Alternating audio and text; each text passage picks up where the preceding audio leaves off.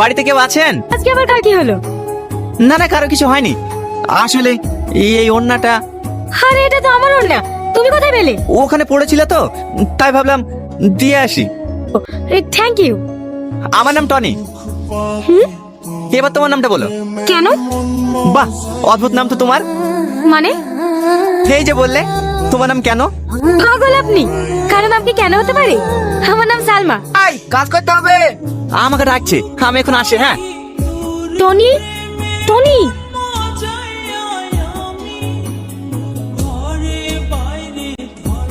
এতে কি আছে?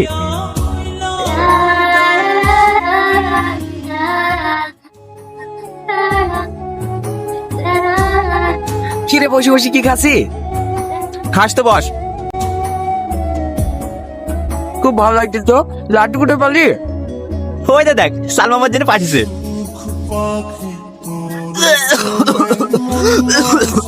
শালা বলছি কি রে? কিরে তোর আবার কি হলো? জেনে শুনিয়ে বিষ খাবো না। ওরা আবার স্যান্ডেলে না আমাদের লাড়ু বের করে দেবে। আরে তুই তো ভয় করিস কেন রে? কিছু হবে না, খা। তোর সালমা বাড়িতে তুই খা, আমি খাবো না।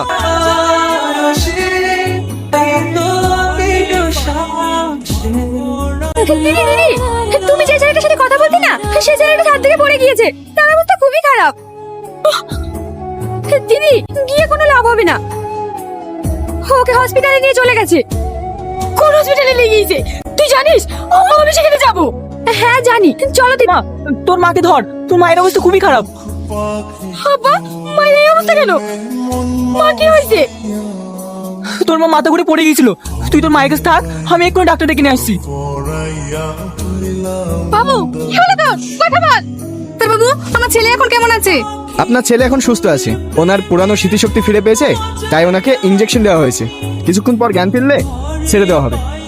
সালমা, আমার স্বপ্ন পড়ে গেছে।